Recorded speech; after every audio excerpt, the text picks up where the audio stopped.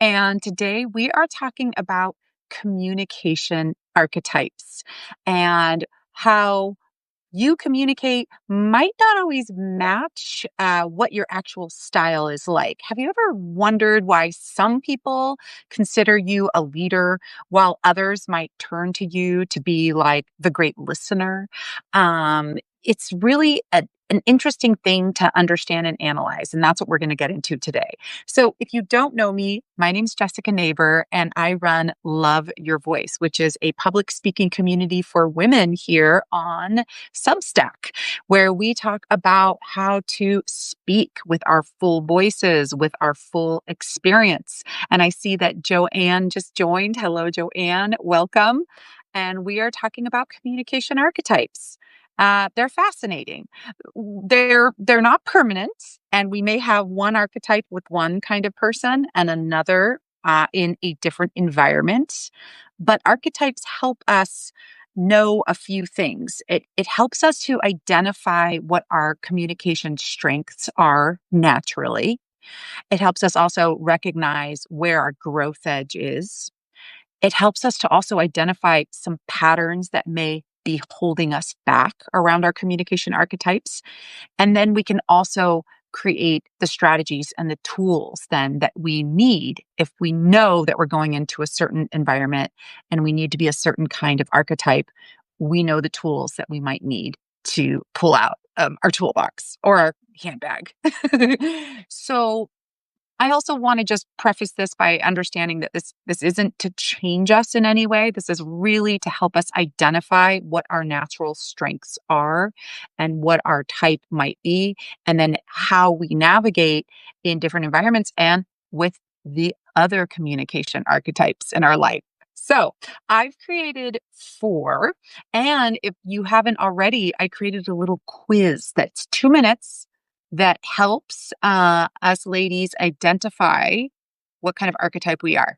And I just put the quiz link in our live. So if you haven't taken that, it's super fun, it's super fast.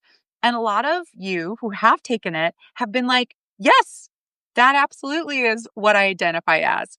So we've got 4 types of archetypes that I want to go over right now. And if you at any moment are like, oh, that is me, that is a hell yes, that's me.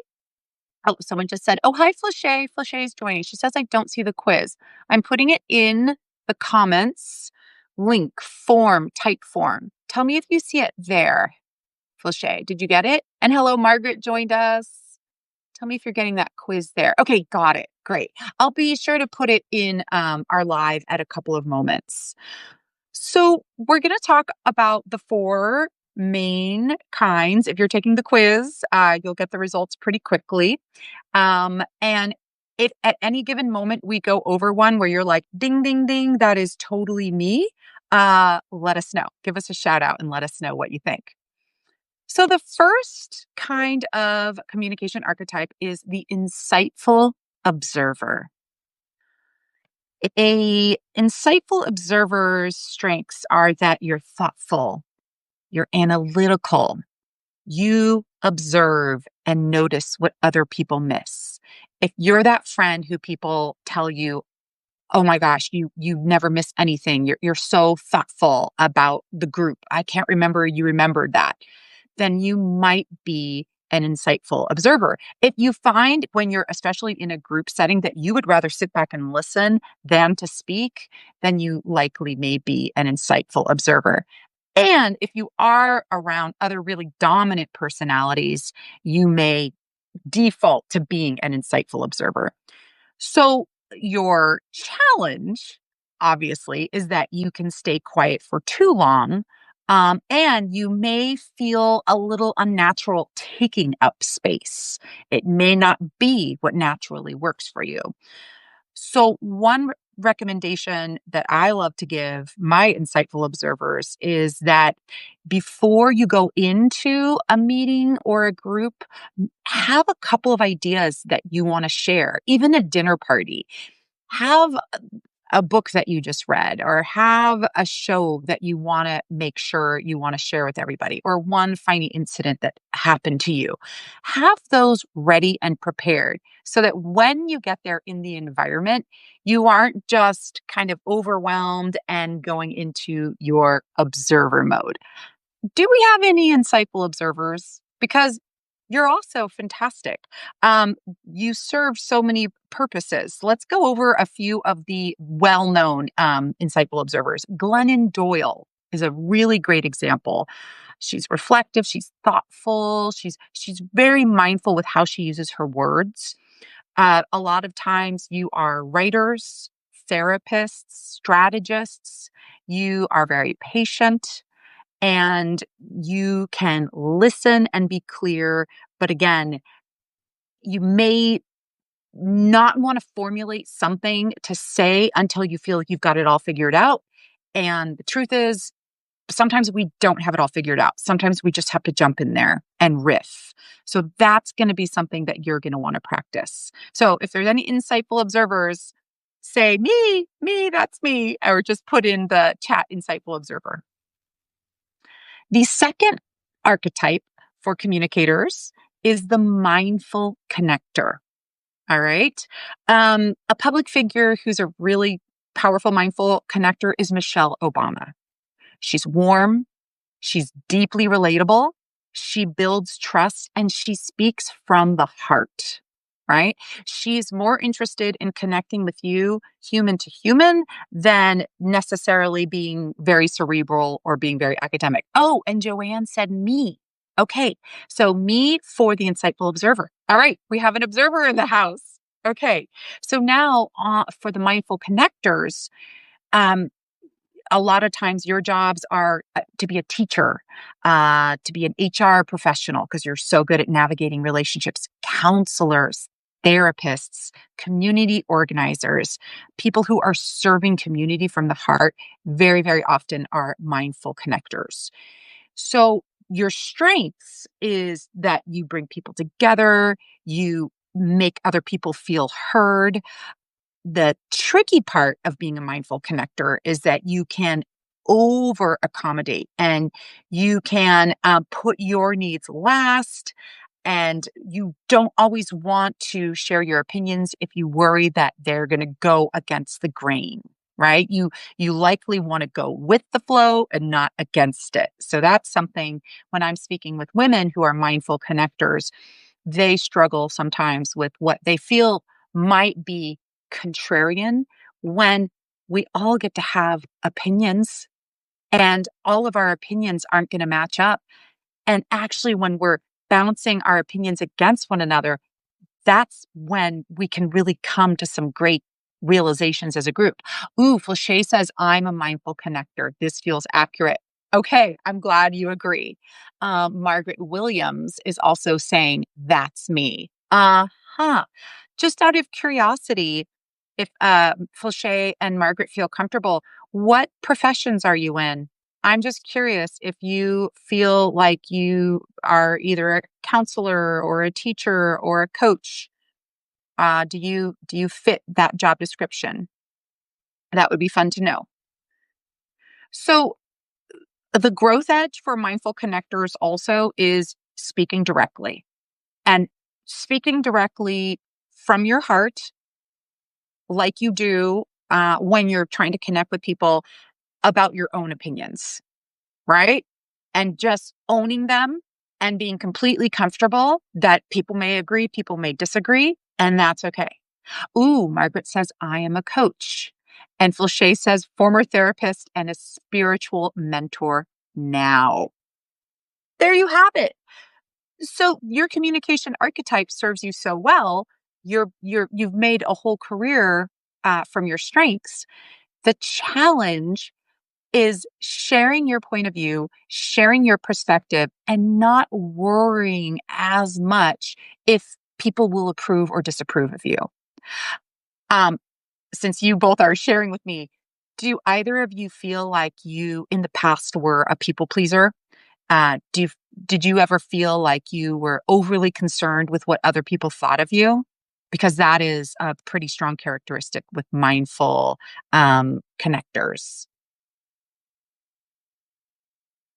Ah, yes, says Margaret. Yeah, yeah, absolutely. Oh no, Flachet, horrible people pleaser. Oh my gosh, I feel you, girl. I feel you. I'm in recovery as you are. So one thing that we can do to assert ourselves, because oftentimes mindful connectors can practice being a bit more assertive, is to literally start off your sentence like a script with, here's my perspective on this. It softens what you're saying, and it's also pointing out, this is what I think, right? You're not, speaking for everyone. You're sharing your perspective, which is all you can do. So, doing that in more comfortable environments and then building up that muscle until you can get to larger environments where you can share your perspective is great. But having like a key little script that helps you when you do want to speak your truth is so important. And that is especially going to be helpful when there's something that's going to become more difficult. It's going to be that much more important for you to stay true to yourself and true to what it is you're thinking and feeling, because we know as connectors, you guys are almost like psychics. You can read the room, you can read other people's emotions. And so it's very, very easy to start getting caught up into what other people need versus coming back to yourself, coming back to yourself, coming back to yourself. Okay, fabulous. Now let's find out about the third communication archetype. This is the fabulous facilitator. Do we have any facilitators out there? Oftentimes, fabulous facilitators make great coaches, lead workshops. You're often managers. You can be event planners. Sometimes you are the boss. You love to connect people. You love to facilitate conversations. You love to come up with themes and icebreakers and all kinds of plans like that. That is something that you thrive about, you know? You sit there coming up with different fun social interaction games for your teams, right? If that's you, you are likely a fabulous facilitator. A very big famous example of this is Oprah Winfrey. You may think of her as a flat out leader, but she's actually a facilitator because she really thrives on connecting people. Joanne's got to run. Insightful observer therapist has to go see a patient. You'll take the quiz. Wonderful. Best of luck. Use your superpowers with her. Okay, Flachet is saying she resonates with this archetype somewhat too. Yes, so you can absolutely have different qualities of being a fabulous facilitator, being a mindful connector. Those two can go hand in hand. Oprah Winfrey can also be a fearless leader, but her overwhelming characteristic, we would say, is a fabulous facilitator. She likes to be inclusive, likes structure, likes creating these different environments for groups. But as you can see, the challenge with being a facilitator is that you can sometimes hide behind the group, right? You can struggle to share your own perspective and your own authority because you're oftentimes thinking in group mind. You're more interested in helping the group stay focused, collaborating, and it may feel selfish or it may feel uncomfortable for you to step out as an individual. However, it's really, really important for you to share your wisdom and your opinion as well, especially as women. If we're in midlife and beyond, our opinion matters. So, one thing I like to recommend to fabulous facilitators is to share your opinion first. If you're giving everyone a prompt and you want to know what they're going to say, you go first. You set the tone and share your opinion. And then that way you're making sure to let everyone know a little bit about who you are, your tastes, your quirks. We want to know who our facilitators are. We don't want you to only serve the group, right? That will make you so much more personal and relatable and make you feel like you're being more honest whenever it is that you're facilitating. And this could be at your family. This could be at your Thanksgiving. Felicia is saying, I really like the strategies for overcoming weaknesses. This is super helpful in my midlife journey. I have a lot to say. Yes, you do. We want you to say a lot in your midlife journey. You have acquired all of this experience, all of this wisdom. We want to know about it, but we can't read your mind. So bringing it out is key. Uh, you can also not only be doing this at work. I'm flashing on Thanksgiving because we host it, and I love to do the "What are we grateful for?" thing. And I used to go around the table and ask everyone to be "What are you grateful?" and end with me. Over the years, I've realized, wait a minute, if I'm asking everyone to get vulnerable, I'm going to start with me. I'm going to share what I'm grateful for. I'm going to set the tone. I'm going to put myself out there.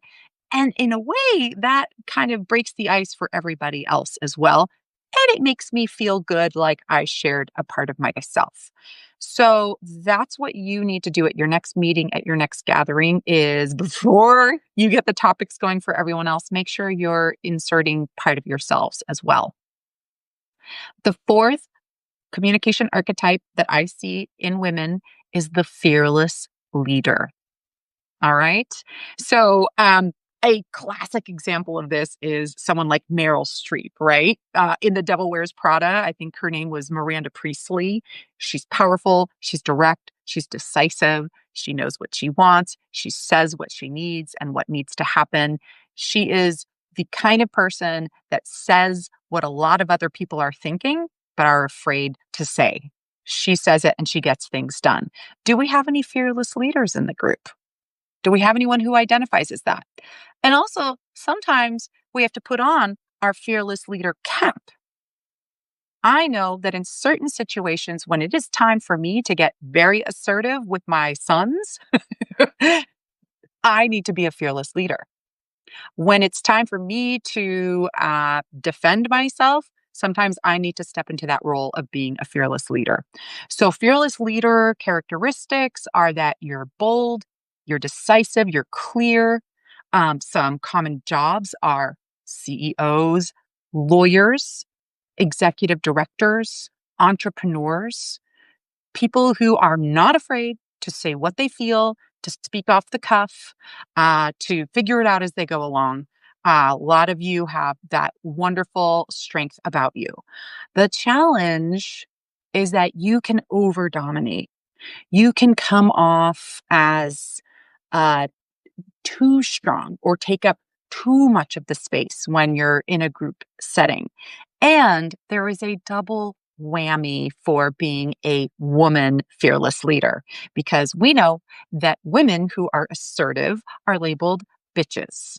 We don't hear anyone calling Steve Jobs a bitch, but that unfortunately is something that a lot of women get labeled who are fearless leaders.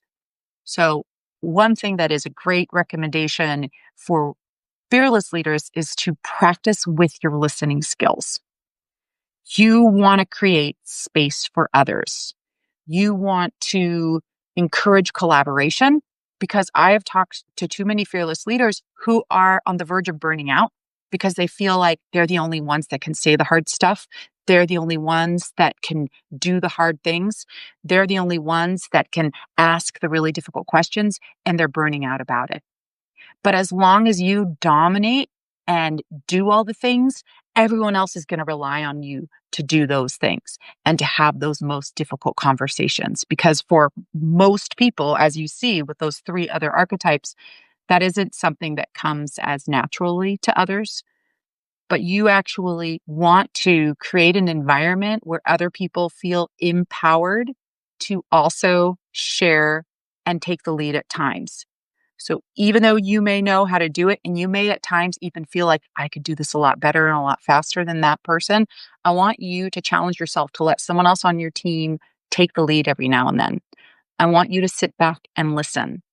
I want you to empower the other teammates around you to do the things that you do and to train them how to do it. That way, you're going to have an incredible, strong team around you of people who have learned from you versus you taking over, dominating. So it is going to require you to slow your roll every now and then, sit back and listen, sit back and observe, and not always speak first. All right. And it may require a little biting your tongue at first, but it will help you because it will make you not feel like you have to carry everything.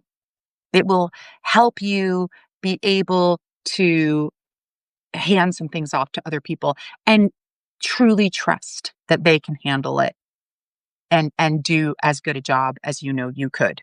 All right. So for my fearless leaders out there, that's really important. Ooh, Flashay is saying, I want to be a fearless leader with all my heart and empathy. Yes, those those leaders exist out there. That to me is the ultimate kind of leader. The kind of leader that leads with their heart. The kind of leader that sets the tone and it is okay to be out in front, but who also has enough empathy and humility to step back every now and then. So I think the key thing about being a fearless leader with heart is being flexible, is to continue to learn, continue to challenge yourself to try to learn, and don't think that you always know everything. Right? So, yes to that, Flashay. I want you to motor on and keep doing that.